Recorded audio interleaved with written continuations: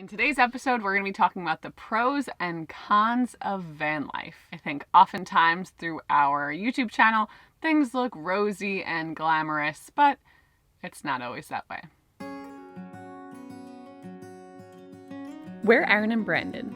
In May of 2020, we bought a Ram ProMaster and spent the summer converting this van into our full-time home. Once we completed the build in August, we hit the road with the goal of visiting 50 of the national parks in the United States. So far, we've learned a lot about living out of a van, so we want to share our top pros and cons.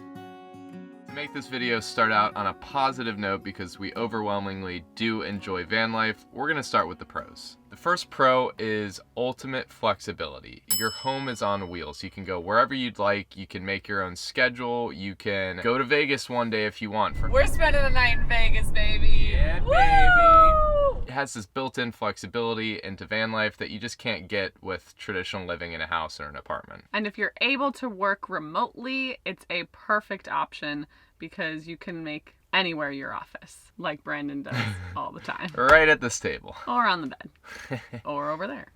Over here.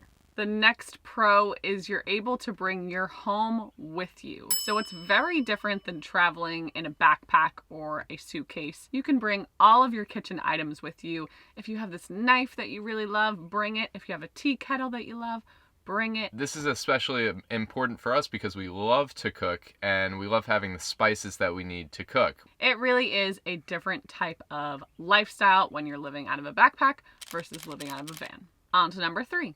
Van life can be very budget friendly. I say it can be friendly because it's really whatever you make it. You can live the most glamorous van life if you want, and you can also live the most budget van life, but it really gives you the flexibility to lower your costs if you want to. We've seen that a lot, especially going out west. There's a lot of free places to camp, so you can cut down your overhead by staying in national forests, BLM land, and other nice spots that you find on apps like iOverlander where you can stay for free.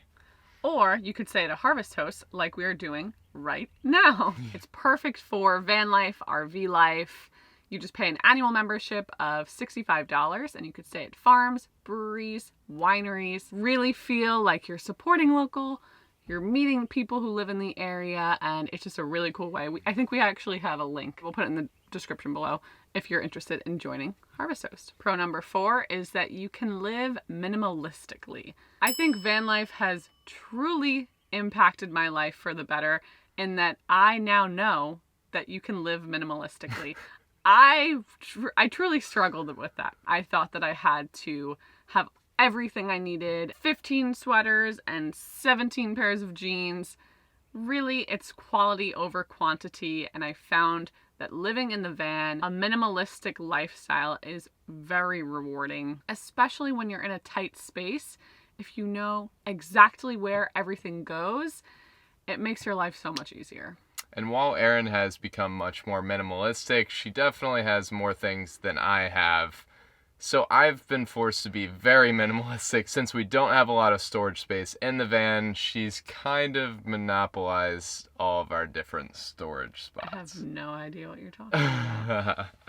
Our last pro of van life may seem very obvious, but the biggest pro of van life is just that you get to constantly travel. Your backyard changes every day.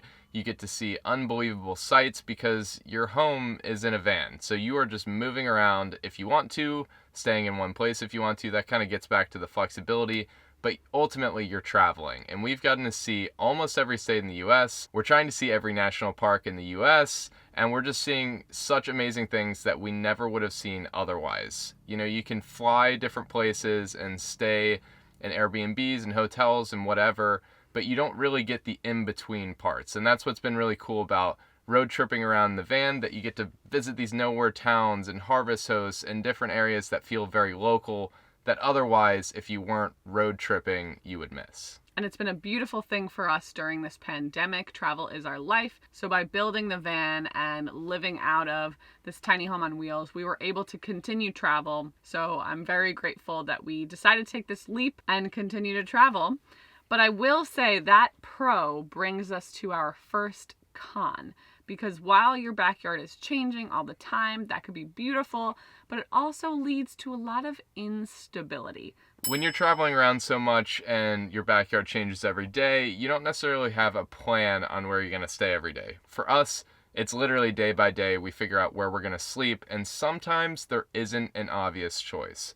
When you're on the West Coast, there's plenty of options of places to stay. You never really have that issue, but when you're on the East Coast, things are different around here. There's not BLM land all over the place. There's not national forests that you can stay in for free. It's a little bit more difficult to find places. Basically, the police came, knocked on our door, and told us that we have to leave. I think going along with instability as well, little things like we're not able to keep a fitness routine. We always are trying to keep active, and of course when we're in national parks we're hiking, but Brandon and I are yoga instructors, and we would love to continue that regimen of doing yoga, working out, stretching every single day. But when you're living out of a van, it's hard, because that brings us to our second con, the weather. The weather makes a huge impact on your everyday life when you're living out of a van, because if it's raining, like it is today, we can't go outside and we can't use that space. Another freezing cold night.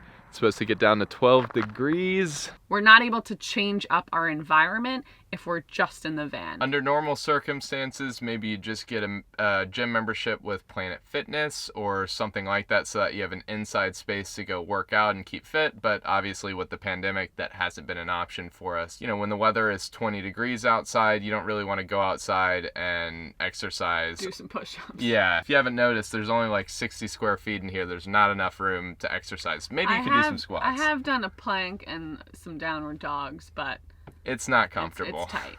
Which brings us to our third con. We are doing really well at sequencing this video. These segues are wow. Space. We've got a kitchen, bathroom, bed, all in the same room, and we really do make it work, but sometimes it gets aggravating. Like, you are bumping elbows, bumping butts. Speaking of space constraints in the van. So especially on days when we get cooped up because of the weather or whatever else, or we have a lot of days where we need to just get a lot of work done and we're spending all of our time in the van, there's a little friction. Thankfully, we really like each other, so we do like being around each other 24/7. You learn a lot about each other, Oh, and I yeah. think we've only come out of it stronger. Think about it. You're doing everything together. When one person's going to the bathroom, The other person's still here. moving on. The next con, number 4, is probably the thing that we fight or bicker about the most. It's not the space. It's really not the space. It's the water. For our gray tank, which is what collects the sink water, it's only 4 gallons, which is nice because if it was bigger and it collects too much, it starts to smell really bad. So you do want to replace that water often, but since it's so small, we don't have room in the tank for water to just run. Erin has had a hard time assimilating to that. Okay, I wouldn't say I have a hard Oh, time. you've had a hard time. No, I would say Brandon is very panicky, and he's constantly, I could be brushing my teeth with the teeniest, tiniest bit of water. He's like, whoa, hey, shut that off, don't let it go. It's never the tiniest. Because The first weekend we were in the van, the water tank overflowed. It was everywhere. It was spilling out of the van. It was a nightmare. And ever since then, I have just been paranoid about it overflowing again. That's a great word. You're paranoid. Yeah, He's I super am. paranoid. Because it's literally like there's a couple of things that can cause a catastrophic failure in the van. That is a catastrophic failure. If that overflows and water goes everywhere, it's a nightmare. Thankfully, the first time that it overflowed, it was weekend 1. We were very new to it. All it was soapy water, so it wasn't gross. And like the tank itself was brand new, so it was clean. Yeah. So we had no issues that first time. But yeah, if it were to overflow after you do like some dirty dishes, that would be gross. Because of that, Brandon doesn't let me do the dishes, which I don't mind. But if I ever have to do a dish here or there, he literally watches me like a hawk. And I'm like, you know what? You just do the dishes then. She hasn't assimilated very well. See, this is like the only thing that we bicker about. Moving on. The last item on our cons list is maintenance. The van requires constant maintenance just because we're constantly in motion. There's vibration, things get loose, things break. It's kind of like a house, but it's moving and it's going over potholes. And Whoa. Thankfully, knock on wood, we haven't had any serious issues. Yes! Wow! For instance, the solar panel wire the other day came loose, so the solar panels weren't charging. I couldn't figure out why, so I had to go figure it out, and I figured out that the wire was just loose. I had to tighten it, and then we have no problems. So I'd say often little things like that pop up that just require a little TLC. And if you think about it, our car is our house and our house is our car. So if one thing breaks, they both break. You're out a house and a car. We got a nail in our tire one time and we had to go get that fixed, and it was literally such a quick fix. It was like 10 minutes, but just in those 10 minutes alone, it was like we are offering up our house to this garage to fix, and we just like grabbed our backpacks and went and sat on the curb and watched it, because it's just very nerve-wracking when you have to bring your house in for repairs. With all of our pros and all of our cons, we'd say overwhelmingly van life has been an unbelievable adventure. We wouldn't trade our experience for anything. We've really enjoyed it, and I think if you want to go out, buy a van, and have an adventure, absolutely go for it. There's definitely cons, there's definitely pros, but ultimately it's what you make of it, and I think we've had an incredible adventure. We made the best of it, even with the cons. I think van life has truly changed my life on good days, on bad days. I've learned so much about myself. I've learned so much about our relationship, and we've both grown in ways that I wouldn't have imagined. And you can't really get those experiences not taking risks and not doing something out of your comfort zone. I don't know if I've stated this in the past, but I never wanted to do van life. I did not think I was cut out for van life. Through convincing, and Brandon's very persuasive, I said yes, because it was a pandemic and I wanted to do something and we needed to travel, we needed to do. So basically what I'm trying to say is, if I can do van life and you want to do van life, you could 1000% do it. Because in the beginning I was nervous and I was skeptical and I was uncomfortable. After that first week or week and a half, I was in love.